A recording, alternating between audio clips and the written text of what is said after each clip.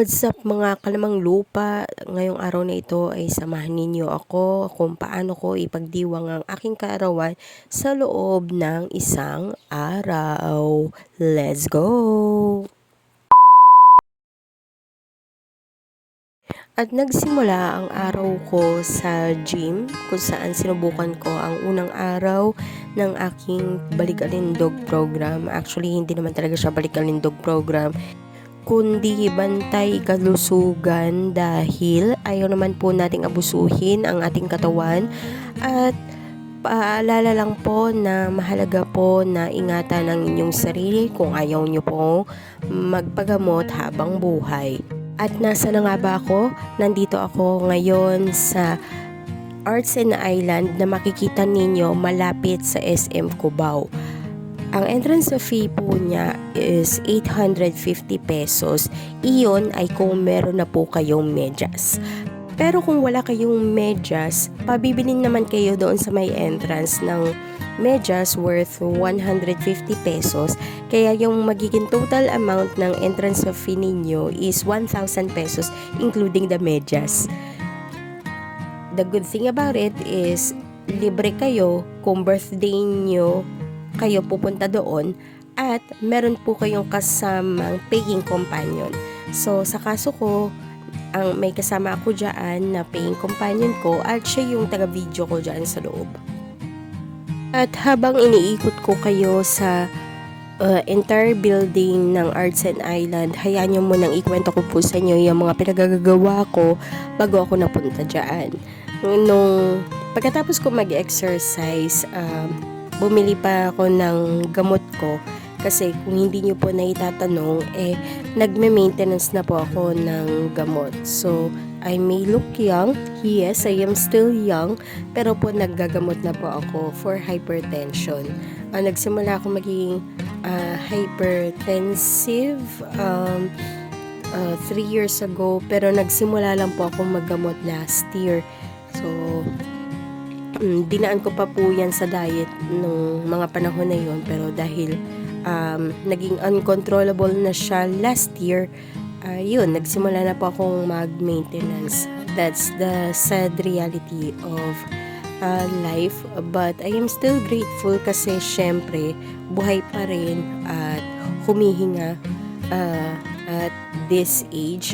Di ko di-disclose ko anong age ko. Pero I am still grateful that at my age, I am still capable of working and I am still living, syempre, of course. And syempre, yung mga nagdaang taon, it's not always about happiness. Meron din ako mga ups and downs, sideways, at mga detours na nangyari.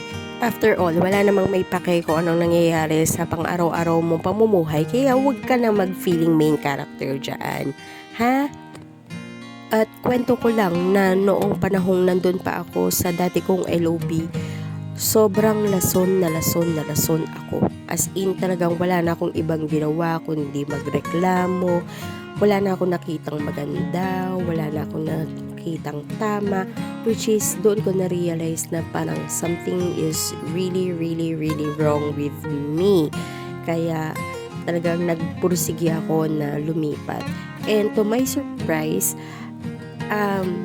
I know what I've signed for. So, technically speaking, doon sa nilipatan ko, talaga magtatawag kami. At meron siyang customer satisfaction na kailangan naming habulin, which is, for others, ito yung isang mahirap doon kasi magiging people pleaser ka talaga.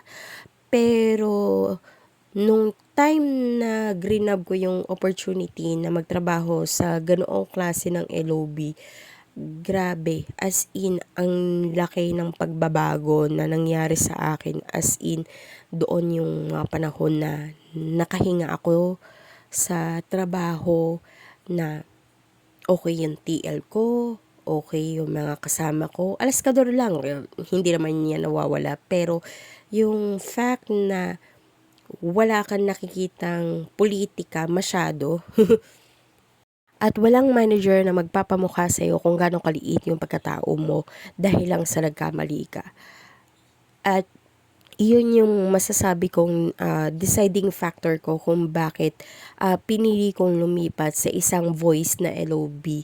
Aminin man ng mga nagtatrabaho dito sa BPO industry, voiced LOB ang isa sa mga most draining at stressful na LOB na mapupuntahan ninyo. Depende pa yan sa kung anong klase ng account ang hawakan ninyo. Kung telco ba yan, customer service, at nakakangalay rin siya ng pangabiruin mo 8 hours ka magsasalita day in day out.